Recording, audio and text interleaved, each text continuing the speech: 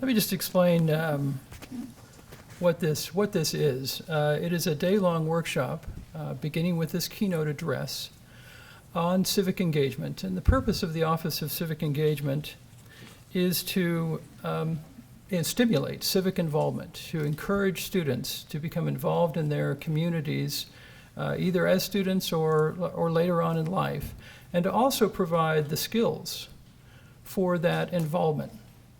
The Office of Civic Engagement sponsors a minor in civic engagement leadership. You all should have received a brochure that details that minor. Please take a look at that minor if you're a BYU student and interested perhaps in getting engaged in the world, either as a career or just wanting to be a good citizen. This is a way that you can actually learn more about how to do that. Let me recognize some people who have been instrumental in the formation of the Office of Civic Engagement. This is a new office that was just created last year. Let me ask that they would stand as I recognize them. First, Dean Ben Ogles. Could you, please? Who is the... thank you. Who has provided the support to make this happen and created this office. Associate Dean Suzanne Olson Roper. Is she? There she is. Yes, thank you. And also members of the advisory committee. I'm not sure how many of them are here, but if they could stand. Shirley Cox gave the opening prayer. Michael Clay. Adam Brown. Alan Hawkins, Scott Dunaway, Carol Ward, and Hal Miller. So please thank them for their service. And also, I'd like to thank those who have helped with this particular workshop today. From the Office of Civic Engagement, Chanel Nagishi, who was standing out in the front and probably still is, helping people come in, and Will Chadwick, and Robin Shumway and Tricia Wilson from the Dean's office. Thank you to them. So let me, I'll probably say this again later on. Elizabeth Smarth is going to be signing copies of her book, and that will be taking place in the East Conference Room, which is at the other end of this building. So we would ask if you are going to that event, if you're going to want a book signed. Actually, the bookstore, if you have a copy of the book, you've brought it, that would be great. You could do that. The bookstore has copies for sale right outside that room, so you're certainly welcome to buy a copy as well. If you would like to do that, we would just ask that you would go out this door, so that you can then go around through what's called the family room. Looks like sort of a family room, very nice family room, and then go over to the end of the building down that hallway. We're also having the rest of the panels take place during the day. They will begin at 10 o'clock in this room, so we're going to have to do a bit of adjusting. And at 10 o'clock, if you are signed up for that panel, please come back at that time. Come back into the room. What we need you to do, though, is to go and check in. If you have pre-registered, and if you know that you have because you have a little ticket that says that you are signed up for some panels, we just ask that you go out and check in and pick up a packet and then come back in for this panel or for whatever panels you might be doing. For those who would like to go to these panels, and you see the schedule is in that material that you received, that would be great. We just ask that you would go to what's called the registration desk and just sign in. And then we'll give you a schedule and you can go to the panels of the day. And we're delighted to have you come. We ask for those who are doing that to go out this door so that you can go right to the tables and register or pre-register. Let me now introduce our guest speaker, who I am delighted has joined us today. Elizabeth Smart is the president of the Elizabeth Smart Foundation. She's become an activist in behalf of missing persons and child safety. She has helped promote the National Amber Alert, the Adam Walsh Child Protection and Safety Act, and other child safety legislation. She was recently involved in working for the passage of legislation in the Utah State Legislature on child sexual abuse prevention. Rather than simply going on with her life after a traumatic experience, which I think those of us who lived in Utah at that time remember quite well, I remember the elation that all of us felt on that day in March when you were found. There were, millions of people following what was going on there, and just so excited when you came back. After that experience, she didn't just go on with her life as might be expected, but she has used that traumatic experience of her kidnapping to become civically engaged, to make a difference in her community, and that's why we invited her to speak today. She's written a book, My Story, talking about her experiences. She speaks widely about those experiences and the lessons she's learned. She helped create a survivor's guide entitled You're Not Alone, The Journey from Abduction to Empowerment.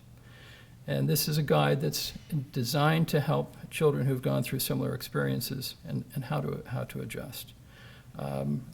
She clearly offers for all of us an example of courage and the ability to go out and serve. And we admire that very much. It's a pleasure to have Elizabeth Smart speak to us today. Following her remarks, we will have, she and I will be sitting here. I'm going to ask her some questions about her foundation. And then, depending on time, we'll open it up for others in the audience who'd like to ask her a question about her work now. Elizabeth, turn it over to you. Thank you.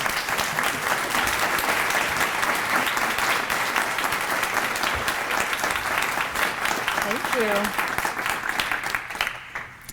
It's great to be here this morning. The happiest day of my life, or maybe one of the very happiest days of my life, was on March 12th, 2003, when I was rescued. I will never forget. We had just been hitchhiking all the way back from California, my two captors and I, and it had been a very long, difficult trip. I remember going days out in the desert without water, carrying heavy packs and just waiting for someone to pick us up, and they'd just drive by, and then an hour later maybe another car would drive by. But I remember we finally made it back to Utah, and I was just so happy.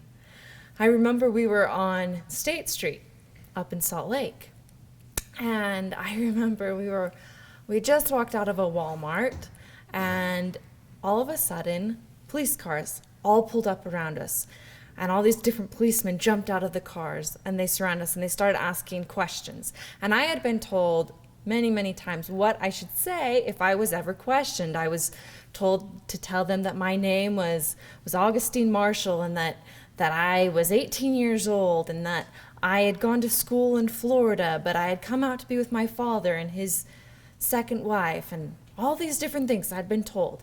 And I was told that if I didn't say exactly what they wanted me to say, that I would be killed. And if they didn't kill me, they'd kill my family. And there couldn't be a better target than my family because, well, one tragedy had already happened to them. I had been taken from them. They didn't know where I was or what had happened to me, but who could ever dream that something else could happen to them again, so no one would ever suspect anything could happen to them? That's why they'd make such perfect targets. And I could never stand the thought of something happening to my family because of something I said or something I did. So I always did exactly what my captors told me to do. Plus, I had never seen them fail. They had successfully kidnapped me 9 months earlier. They had successfully raped me. They had successfully chained me up. They'd forced me to wear different clothes.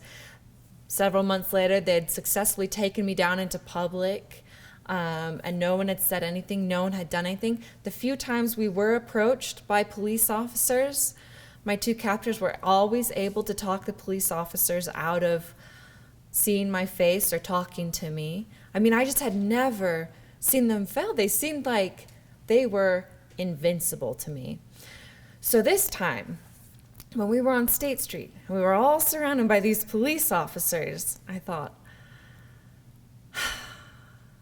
only, if only I could make it home, if only this was my rescue. And the officers, I mean, there were more of them this time, and they were asking more questions, and then they started to talk to me. But I had been told so many times that if I ever crossed them, that I would pay the price for it. And the few times that I had tried was at great personal cost anyways. So at first I just kept giving the answers that I'd been told to give. And then one officer noticed that I wasn't answering really all that freely, standing next to my two captors. So they said, well, let's separate you. Let's move you away. We'll speak to you away from your two captors. So then they started asking me questions again. And part of me was just dying to scream out, yes, it's me. You can save me now. You can rescue me now. But the officers, I don't know. I was too scared. I couldn't say anything. I mean, I was still a young kid. I was only 15 and quite a young 15-year-old, if you know what I mean, as far as that goes.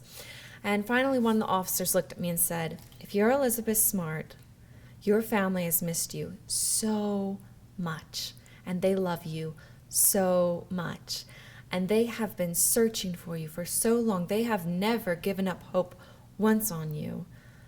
Don't you want to go home? Don't you want to see your family? And it was in that moment that I finally had the courage to say that, yes, I'm Elizabeth Smart, and yes, I want to go home. Well, the officer handcuffed me, put me in the back of the car. When he handcuffed me, I sat there thinking, oh my goodness, he thinks I'm guilty. I'm going to prison now. And I remember getting to the Sandy police station, and they took me into this tiny little room that had no windows. And I remember just sitting there thinking, well, hang on. I know I deserve a phone call. When is that going to happen? If they thought I was innocent, wouldn't they take me home? Well, while I was thinking all these thoughts, the door opened, and my dad came running into the room. And he picked me up in the biggest hug, and he just said, Elizabeth, is it really you? And we both started crying. Anytime any one of my parents start to cry, I start to cry. And I was just so happy because I knew in that moment that nobody ever again would be able to hurt me the way that these two people had hurt me the last 9 months. I knew that no matter what lay in front of me, it was going to be okay because my dad, he was going to be there. I remember we were transported at the Salt Lake headquarters, and my mom showed up, and I was so happy to see her again.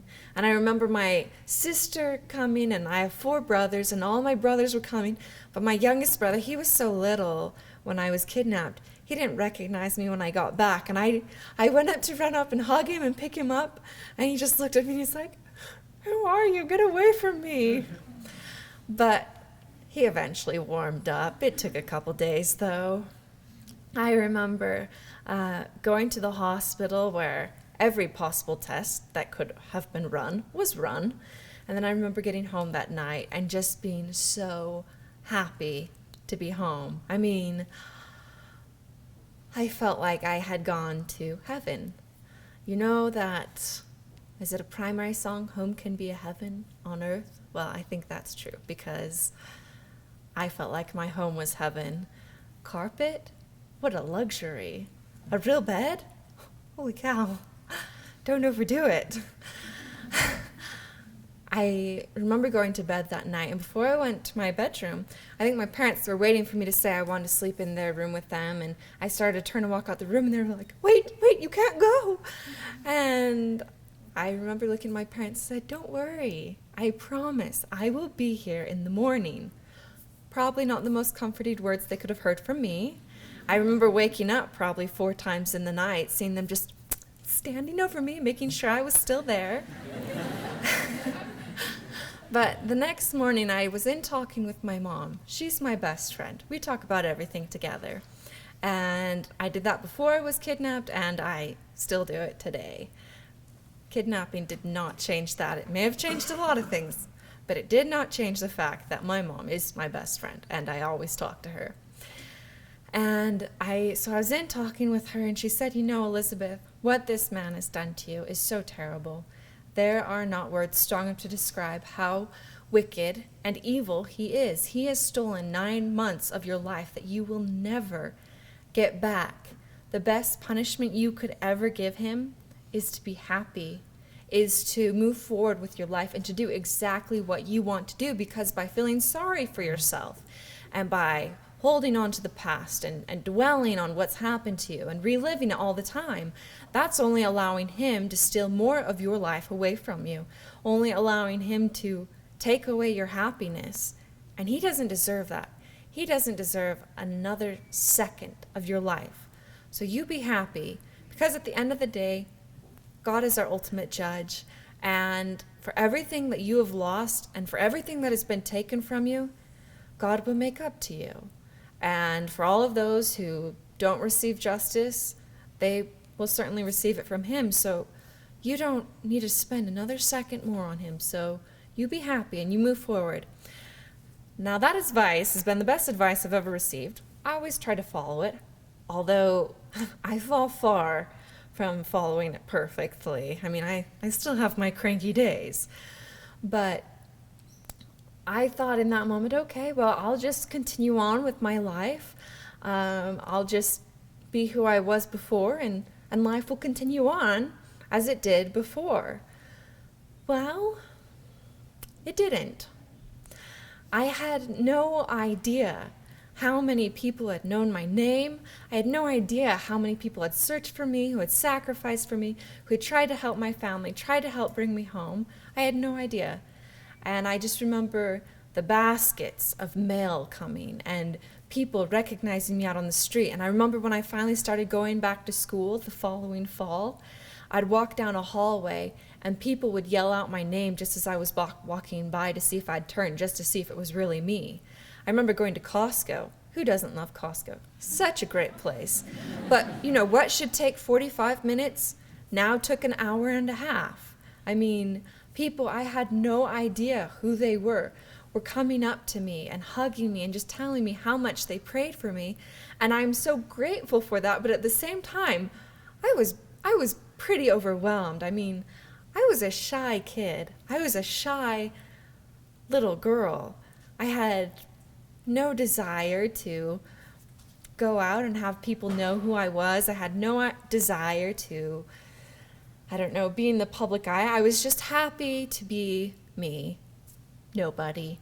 I thought, oh, you know, when I get old enough, I'll hopefully I can make it into BYU and I'll study music there, and then if I get really good there, maybe I'll be lucky enough and I can go study back east at Juilliard, and then after that, I'll just have a family and I'll teach harp lessons out of my house, and that'll be me. That's going to be my life. Well, that's not what happened. A couple of weeks after I was rescued, I was at church with my family, and I was coming down with a cold, and I know all of you have been there when you're sitting in sacrament meeting and it's dead silent and you've got a runny nose and you've got to blow so bad and you're just like, and you're just trying to be so quiet.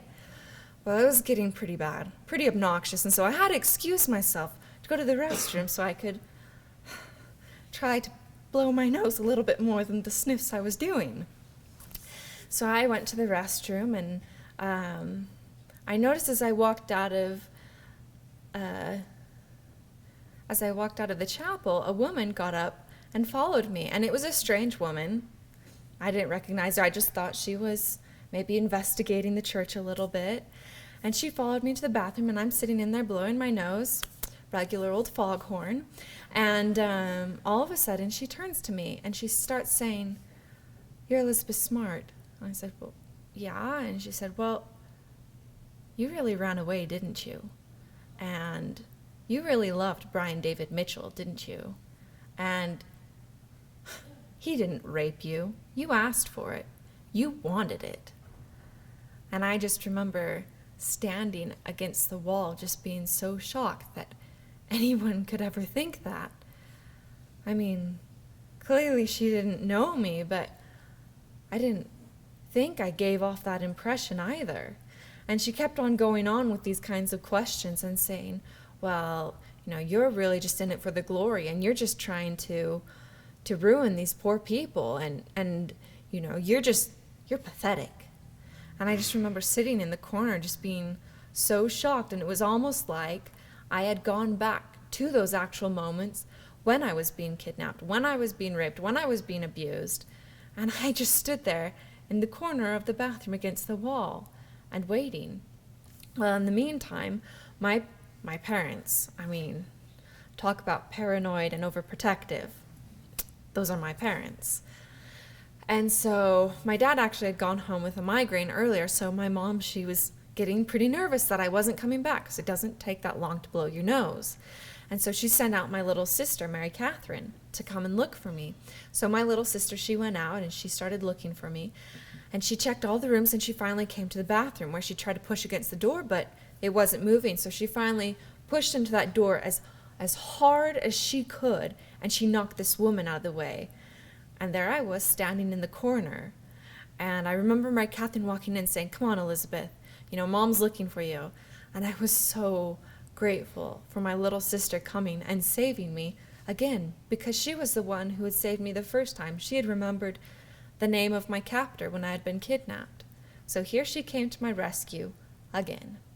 Little sisters, if you don't have them, you should get one. They are the best. Anyways, I remember going into the sacrament, and my mom said, "Where were you? What happened?" So I told my mom what happened, and she just about lost it. She got us all up, and she marched us right out of the chapel and took us home. And she got my dad, and she said, Ed, you will not believe what happened." And so she told my dad what happened. Then my dad came in. He called my sister and I into his study, and he started talking to us, and he said, "Elizabeth, I don't know how you survived those 9 months. I don't think I could. God has blessed you. This has been the greatest miracle of our entire life." And he said, "But, I can't allow this to ever happen to you again, because that's not fair, and it's not right, and it's ridiculous. Nobody should ever be able to do that to you. So before you leave my office, I want you to scream as loud as you can." And I know you can, because anytime any of your brothers walk 1 foot into your room, you're screaming. So you need to scream right now, as loud as you can. So I remember my sister and I, we kind of looked at each other and kind of smiled and laughed and just thought, oh, well, why would you want us to scream when, our brothers aren't in our room? That's just silly. But my dad would not let me leave that office until I screamed. And I finally screamed. And after that, my dad, his paranoia was heightened beyond readable levels. Just out of this world. And he had been contacted several times by this sheriff down here in Utah Valley about a program. And my dad had always just kind of, brushed it aside, because we wanted to continue on with our life. We didn't want to change. We didn't want to go outside of our bubble. We just wanted to sort of go back to our normal life before everything happened. But he finally called back this sheriff, and he said, "Okay, come up and you can talk to us." So this sheriff came up with this other man named Steve Daly, and they started talking to my dad. And I remember kind of sitting in on part of it, and this guy, he was sitting there talking about Rad Kids and how important Rad Kids is. And maybe there are a few of you in this room who actually know what Rad Kids is. Anyways, my dad said, "Well, that's nice, but how can we, what do you want us to do?" And he said, well, nothing right now. We want you to try this program. We want you to, just go through the training and see what you think. So I remember I got to go through the training. My dad went through the training. And then my dad started to realize how important this was. And so he started to talk to me a little bit. And I was still pretty young then. And so I didn't want to speak out. Public speaking, I thought, was like the ultimate punishment. And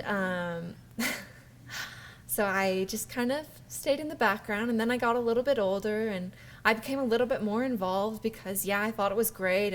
And so I wanted to see what else it could teach and what else it could do for me. And so I went to the next level. And then by this point, I'd graduated from high school. I was at BYU, and I decided to go on a mission.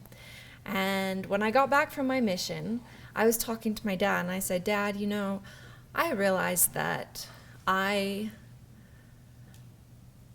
have a pretty unique life. I mean, I came back. I survived. And there aren't tons of people who do survive. And I realized that I can do something. I can do something.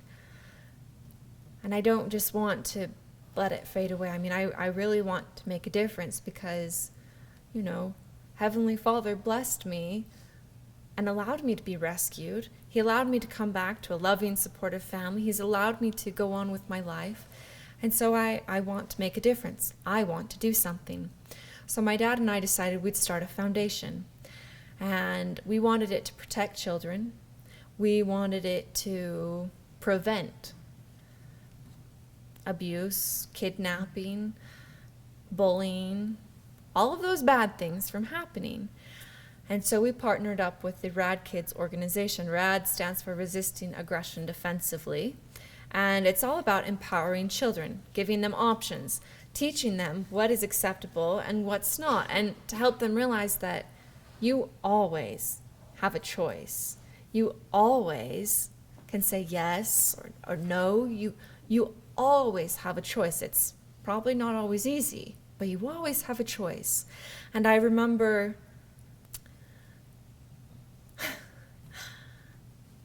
my dad also talking to me, and he said, well, Elizabeth, something else we should really focus on as well as this RAD Kids program is internet pornography, child pornography.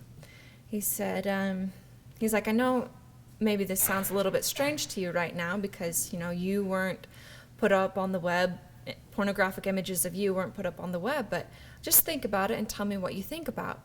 And so at first I was thinking, child pornography, how does that have any connection to me? I mean, yes, these children are being abused, and yes, many of them have been kidnapped, but, I want to do prevention. But I started to think about it, and I remembered the second day that I was kidnapped.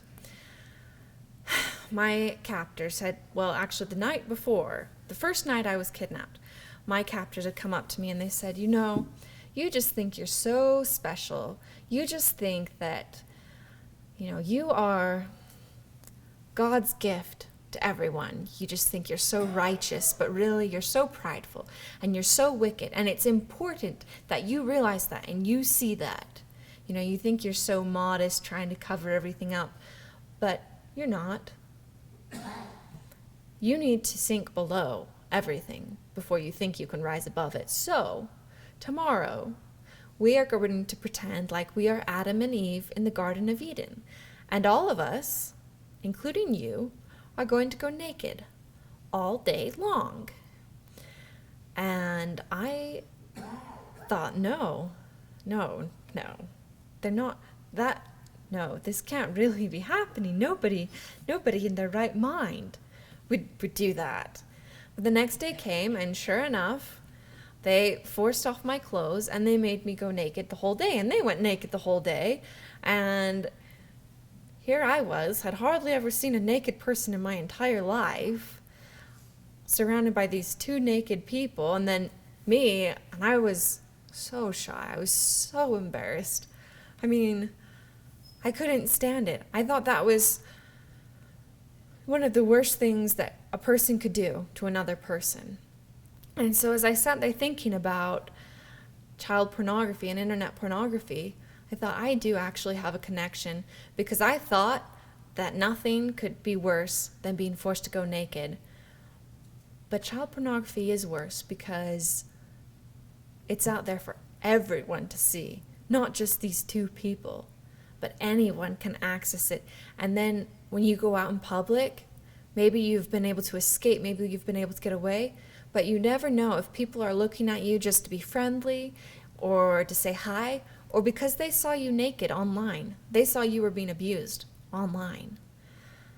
I decided that was much worse, so that we would work with the Internet Crimes Against Children task forces. So that's what we've been working on mainly the last couple of years. We work with the Rad Kids program to teach prevention, education, and we work with the Internet Crimes Against Children task forces. So many people don't realize the resources that they have, the ability that they have. 1 out of every 3 cases that are investigated, a child is able to be rescued, but less than 1% of cases are being investigated because of the lack of manpower, lack of resources, lack of interest, actually. So that's what my foundation has been working on the last few years. I truly believe that God gives us experiences to prepare us for our next step in life. And I think of my own life, and had I not been kidnapped, I certainly would not be here. Maybe I'd be sitting in the audience today, I don't know. But I certainly wouldn't have been a spokesperson against child abuse. I wouldn't be an activist. I wouldn't lobby for bills to pass because, my goodness, I don't know if you have experience with that, but that is the most frustrating thing possible you could do. I mean, you think, how could anyone argue against this? There'll always be someone. I wouldn't be doing any of this, but now that I am where I'm at, I'm grateful for it because of what it's taught me, because of what it's allowed me to do, because of how it's forced me to grow, how it's forced me to learn, to set aside my, personal feelings or inadequacies, but then also allowing me to know what it's like to have been kidnapped, to have been abused, to have been hurt, and to be able to do something about it, to not just sit back and allow it to continue. I'm so grateful for that. So as you face your trials in life, which I know everyone will, because nobody's life is perfect, because if it was, there'd be no point in being here. So as you face your trials, don't give up. Believe that something good will come out of it, because it will. And maybe we won't see it until we're all dead and standing before God. Maybe He'll tell us the reason that we had to go through it. But there's always a silver lining. There's always something good that can come out of tragedy. So with that being said, I want to thank you and have Richard Davis come back up. Thank you. Thank you.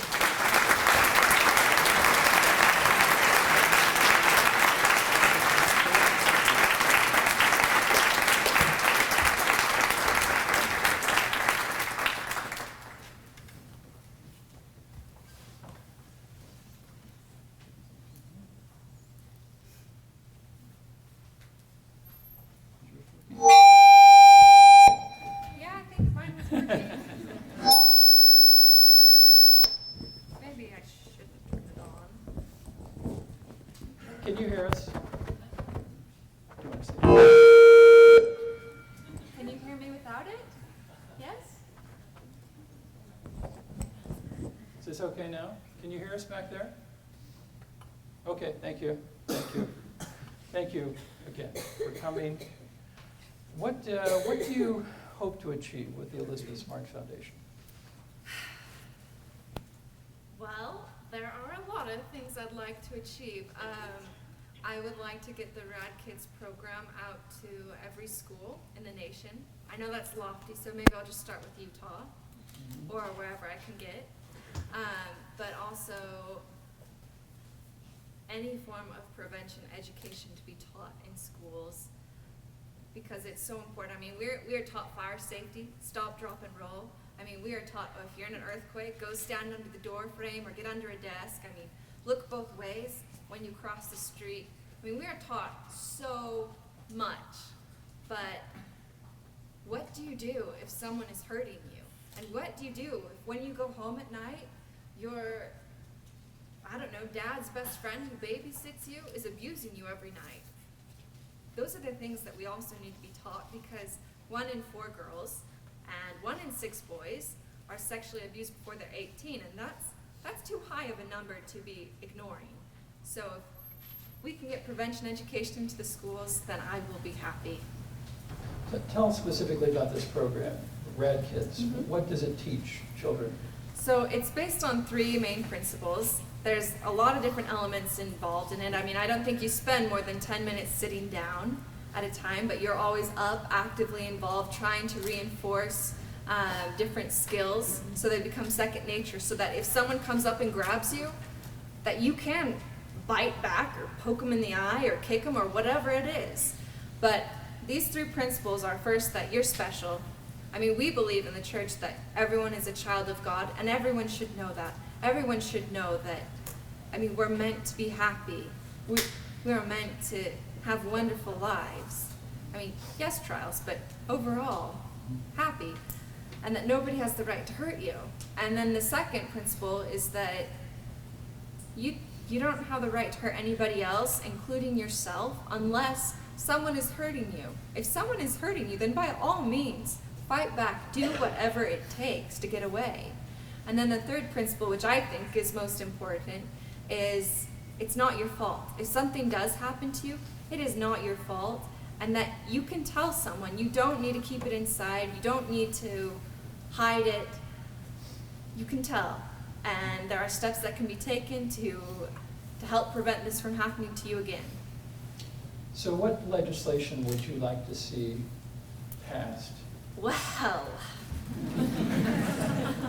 I'm sure there's a lot of it I'd like to see passed, but one of our most recent, I don't know, victories that was just passed in legislation just this past month was prevention education can be taught in schools now, and the different resources will be provided to the different teachers, so that's a really big step.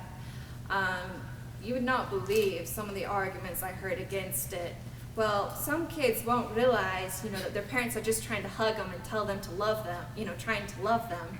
And I just thought, well, if you're worried about that, if you're worried about hugging your child and your child not knowing the difference, there must be a reason for that. Because I don't know any kid that would confuse a hug of parent-to-child relationship love confused with some other kind of hug. So that's been a really big step that we're really quite pleased with. We've also been working on a DNA bill that will allow just when people are processed, just a little cotton swab in the mouth will be taken for their DNA, not DNA testing, not genetic testing, just a couple different markers on their DNA to be put in the system that you wouldn't believe how many crimes have been solved, how much good it is that has been done because just of a simple swab in the mouth. So we've been working on that, and that's quite encouraging as well. Okay. Tell us a little bit about your experiences with trying to get legislation passed. How frustrating has that been? It's been a process.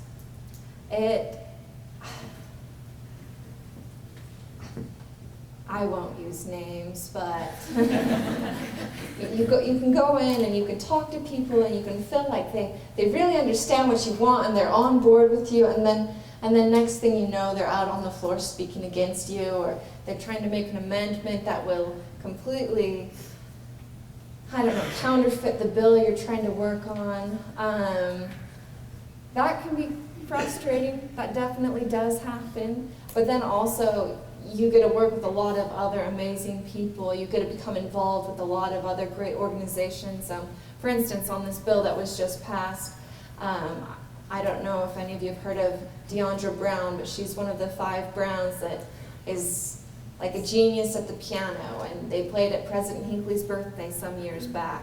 Anyways, she was involved because her father had abused a number of she and her sisters. She was involved, and then Miss Utah was involved as well.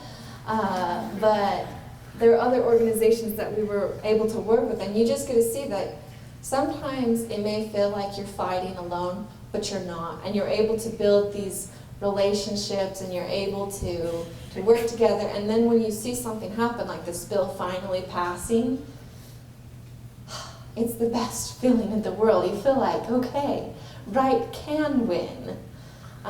Good can triumph. It's not all in vain. So that's been great. So what advice would you give to someone who wants to be engaged and wants to make a difference? Don't give up. Don't get frustrated because, well, it is frustrating. Don't think that your efforts are in vain because this cause is important to you. I can guarantee it's important to someone else as well. So don't give up. Keep fighting. Other people will come and help. Find your allies. Don't be afraid to approach the opposition. I mean, don't be afraid to talk to them because they're only human. And most of the time, they may like the idea of what you're talking about. They just might want it tweaked, or they want some kind of amendment put in. And I mean, it can be worked through no matter how frustrating it is. That's my word of advice. Thank you. Other questions from the audience for Elizabeth? Yes. Well, could you stand? Please stand. So I've got a question. I'd like to know if there are certain tactics in passing legislation that you found to be particularly useful or successful, and then if there were some maybe that you would say, don't waste your time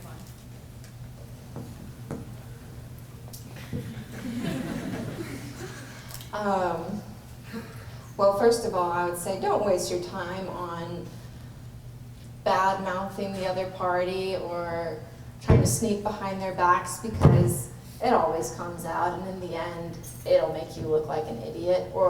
But if you always, are open about your actions, if you always, act politely but resolutely, they'll see that, you're just that much classier of a person. Also, don't let bipartisan, what am I saying? If you're a Republican, don't just think the Democrats aren't going to care. If you're a Democrat, don't think the Republicans aren't going to care. You can work across lines. A lot of issues are important to both sides. So don't just think, well, since I'm a Republican, I'm not going to go over to the other side, because that's just silliness. That's stupid. I'm sorry. Other questions for her? Yes. How do you maintain your calm composure? Because when I feel, I've been abused throughout my life, but then how do you maintain your calm when you're talking about your abuser? And especially when it's like someone like for example, my father, how do you, when I'm talking to him, it's great, but then when I'm talking about to other people, it's a little heated, and then they feel like I'm taking my aggression out on them, and then it gets frustrating. Good question. Honestly, I don't know if there is I don't think there is a perfect formula that you can just have all the elements and plug life into and know everything's going to work out. I don't think that exists. I think it's different for everyone. But for me, I knew that I had to forgive my captors, and I don't think that means, oh, why don't you, come over for Sunday dinner? That would just be lovely. No, I don't think forgiveness means that at all. But just knowing that they can't hurt me anymore, knowing that they can't hurt anybody else anymore, knowing that they no longer have a part in my life, that they no longer can affect me. That's helped me, and that's helped me just so that I think I would be quite, mad if they were released, but they're not. Maybe my forgiveness would disappear if they were out in public, but they're not. So I know that they can't hurt me. I know they can't hurt anybody else. I know that, God is my ultimate judge, and He will take care of everything in the end. So the best thing I can do is just let that go and just focus on my own life and try to be the person that I want to be. During my court hearing, there was one time when I did let my anger get the better of me. I sat through every day of the trial, and I listened to a lot of different testimonies, and most of the time, I mean, sometimes they were kind of funny. I know that sounds kind of sick, but it kind of was. But there was one time when this one psychiatrist got up and he started speaking. And he started speaking about things and making assumptions and testifying about all these things that he just didn't have a clue of what he was saying. And that was the one time that I couldn't stand what he was saying. So I just stood up in the middle of the courtroom and stormed out of the courtroom. And I remember going home that night, and on the news it was like, oh, well, Elizabeth Smart, she's been so calm this whole time, but today, whoo, she got up and she walked out of the courtroom. But it just, for me, my anger has never gotten me anywhere. And so even if I don't feel calm and composed, I just pretend like I am, and then when I get home, I go and play the harp, or I go for a run with my 2 dogs, or I turn on my happy music and start cleaning up my closet. I don't know. And I just find different ways of letting my anger out instead of showing it in public. I don't know. I'm sorry, that's probably not a very good answer. Yeah. Can I follow up with your answer? Would you petition for tougher penalties on these types of crimes against children? Absolutely. I mean, I feel like I read your book between the first time you were just a couple weeks ago and now, and it just seems like the penalties aren't sufficient for what you suffered. And I don't want to get wrapped up in that. I just want to say, would you, is that something that should definitely be advocated for? Whenever I hear stories of abuse to anyone, but especially children, yes, that always gets me hot and emotional and bothered. So yes, I think anyone who abuses a child, I don't think that there should be mercy for them because they know what they're doing. Children are the most pure, innocent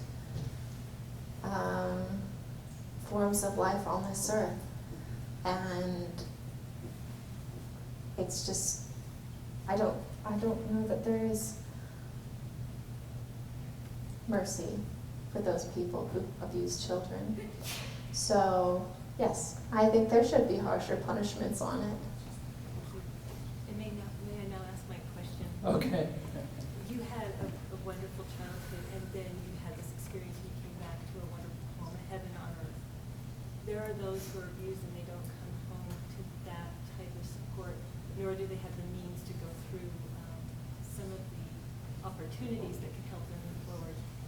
What about public funding for those, for those disadvantaged individuals? Is that something that is appropriate to approach? I know sometimes we have very strong feelings about that here in Utah particularly. And I'm not necessarily trying to encourage public funding, but I just noticed the difference between you were able to come home, you had your horses, you had your harp, your music. There are children who go home, they don't have that dad who's going to hug them and keep them safe. They have no guarantee that life is going to be safe for them. What types of recommendations would you make so that you're balancing society's obligation to help the poor, the needy, the sick, and the afflicted, and then also the other principles which go along with that? Have you thought a lot about that? Yes, I have thought a lot about it. I don't know that I have a perfect answer for that yet. I'm still working on it. But I do know that a lot of the nonprofits that I have worked with do offer services to children who don't have that family, who don't have the means to get help elsewhere. So I know that is a good course. Do I think we should be doing more as a community? Yes, I do. Do I think that there should be more out there for children? Yes, I do. But I'm not sure of everything. I'm not sure of what all that would entail. Yes. What can we do to help? Good question. Well, first of all, talking about it, because as I mentioned earlier, there are so many people out there who are abused and who are just scared to come forward and talk about it, because they're afraid it'll brand them as something less, as something, I mean, if you've ever read The Scarlet Letter, it'll be like having a scarlet letter sewn onto your chest the rest of your life. So I think crushing that stereotype, crushing that idea that it's going to somehow change the way people look at you for the rest of your life, helping to bring it into the public, that's a big step we can do. And it's not, I mean, it would be so much easier if I could just say, okay, right, let's meet on this day, we're all going to go out and do this, and then that's going to have this result. I wish I had something in place like that, but I don't. So I think the first step is talking about it. Working with the different elementary schools in the area. The younger we can reach children, the better. The younger we can talk to them about different kinds of abuse and different choices that they can make, the better. And it's such a touchy subject because on one hand, you don't want to overstep a parent's bounds. I mean, you don't want to start talking about sexual abuse when maybe their parents haven't even approached the topic of what sex is or what abuse is. I mean, it's such a delicate balance, but going out there and trying to find that balance, and trying to make sure that kids have someone that they can talk to and work with. As I mentioned, I do a lot of work with the Rad Kids program. I know that in Utah Valley, actually, there is a very strong presence here of the Rad Kids program. So going out and becoming a trainer, going and donating a few hours of your time to the different elementary schools to go and train kids in the Rad Kids program or any kind of prevention education, that's a great place to start. Yes.